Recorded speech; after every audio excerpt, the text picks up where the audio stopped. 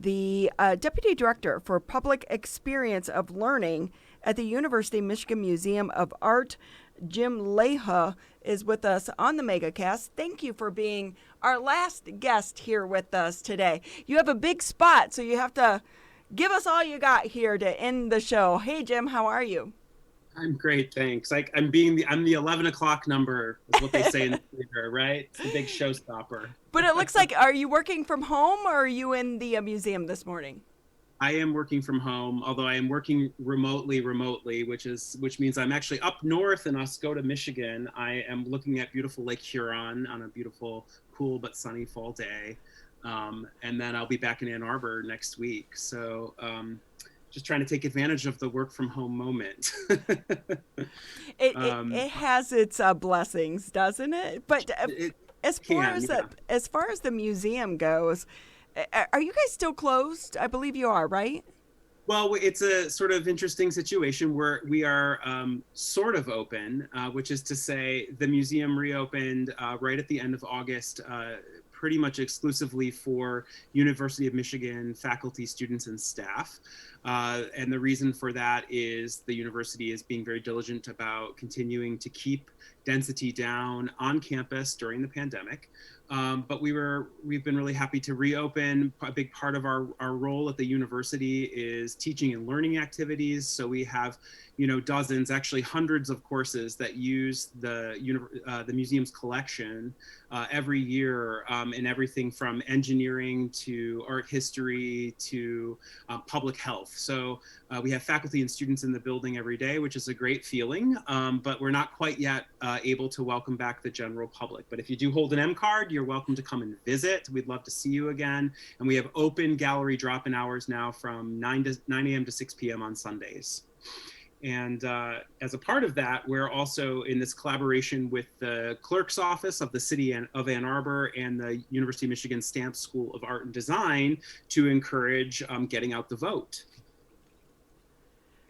So Jim with us, Leija, he is the Deputy Director for Public Experience and Learning at the University of Michigan Museum of Art.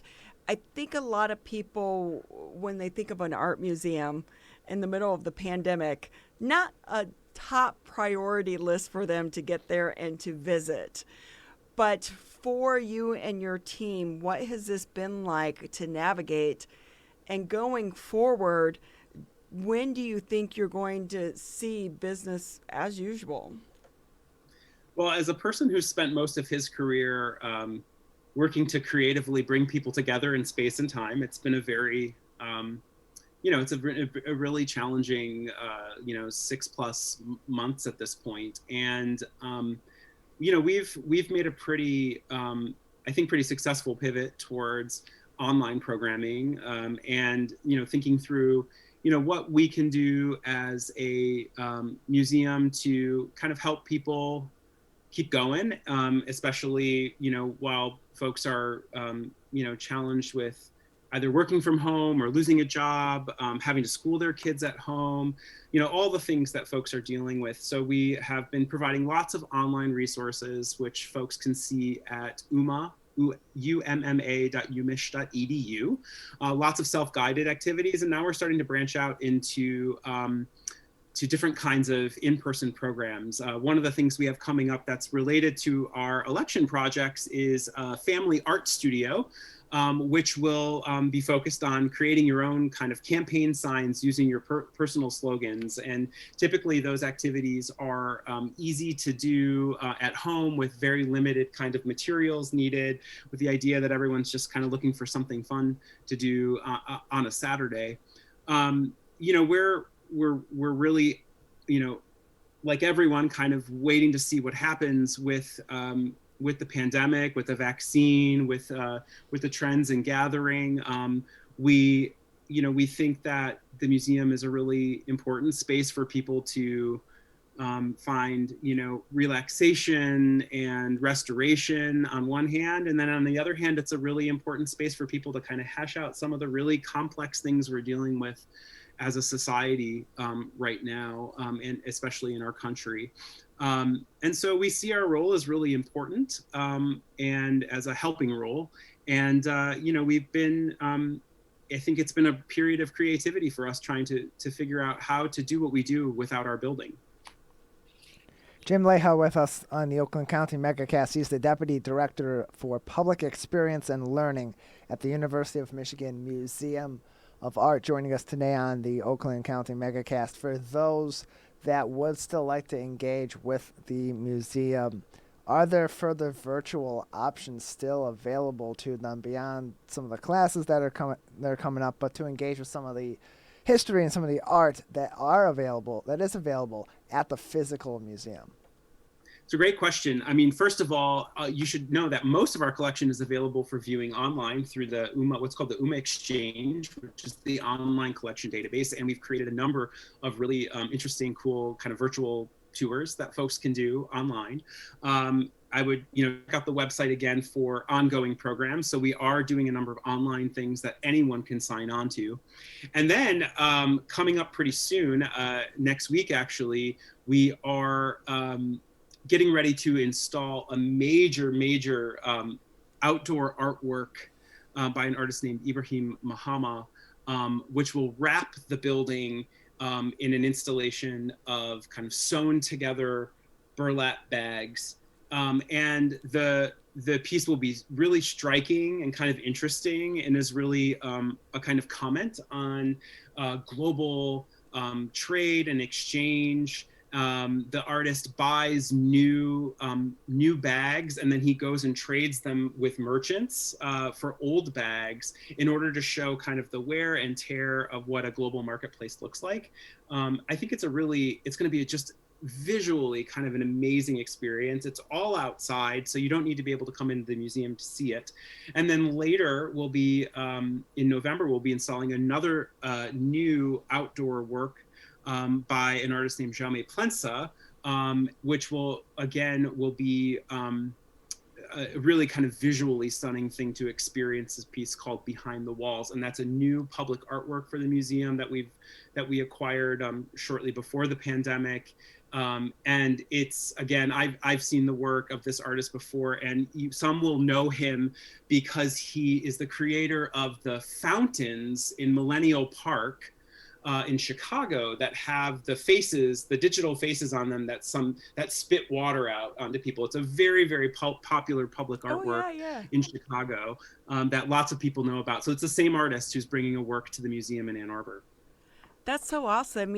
Jim, I've been lucky enough to be there a few times. In fact, one time when I worked at Fox 2, I was able to be there on a Sunday morning. So in that capacity, you're there, you're able to walk through the museum with someone such as yourself that helps explain so many different facets of the museum that maybe you miss when you're walking through it by yourself. So for people who can't be there in person, do you think being virtual allows them, if they actually take the time, because it's so hard because so many people are virtual right now, to take the time, come into our museum, and do you think in a way they may get more out of the museum experience virtually that maybe they wouldn't experience in person?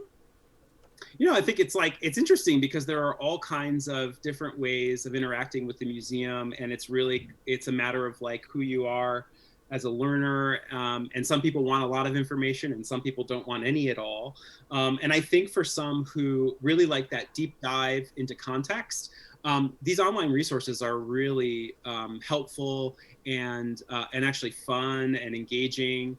And then on the flip side of that, for this public work that's going up by Ibrahim Mahama, this work so every Sunday beginning October 11th, we'll actually have a docent outdoors kind of as like a park ranger to talk with visitors about the artwork. So if you want that kind of deeper in-person experience, you can get that as well. And I think the name of the game right now for us is, hybridity, right? We're doing a little bit of work inside the museum and continuing to do work online.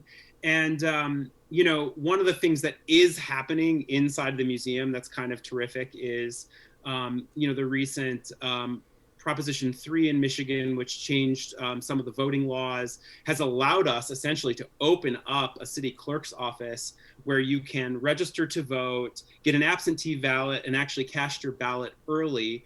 And last week, we registered over 1,000 people, and this was the first week that it was open. And these are primarily students. They're probably first-time voters, many of them, or first time in a presidential, taking care of their voting matters. And this is going to continue all the way up through Election Day. And one of the amazing things about it too is that there's also a group of students who are graphic designers that are working to develop all kinds of design-based projects that encourage students to vote, encourage young people to get out the vote. And frankly, anyone in the area can use the city clerk's office to register and take care of their voting business. You don't have to hold an M card to come and use the clerk's office, which is a perk of doing this collaboration. And we just think it's really important as an institution to really support the democratic process and to use our resources and our space to be at the very heart of that. So art is an expression of what we are seeing, what we are feeling, and it helps document history.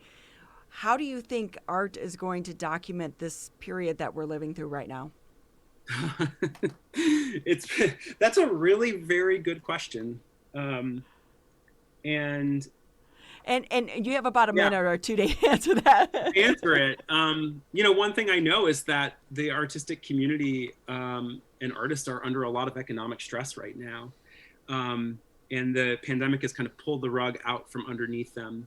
And there are already artworks being made about how difficult it is to be an artist and how much value artists add to our understanding of the world.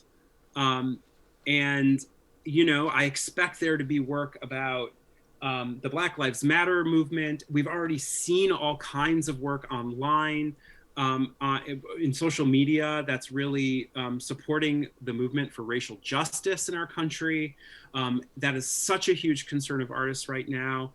And I also think, thinking creatively about what does it mean to make artwork during the pandemic. We've seen lots of mail art projects where people are sending sort of postcards and all kinds of things through the mail, really documenting their day-to-day experience through different sort of artistic expressions.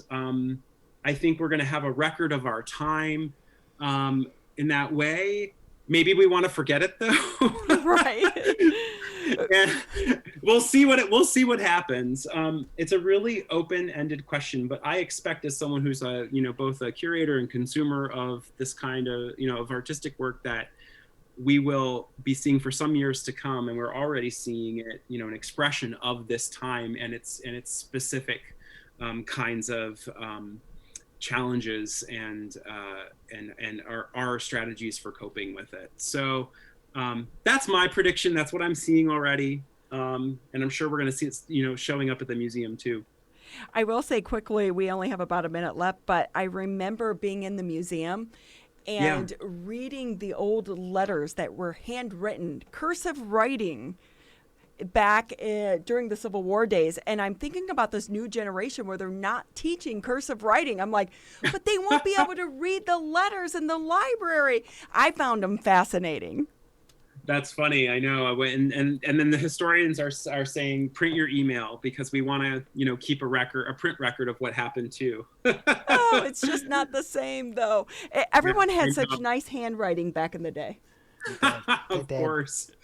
And as a sidebar, I would say to check out the resources. We have a Vote 2020 site. We've created a really interesting game where we've taken the museum's artworks and we want to encourage people to use them as a platform for political reflection and talking about, politics and civic life with your friends, with your neighbors, with your family. And that's a really fun way to kind of use imagery and art to talk about things that are really important right now.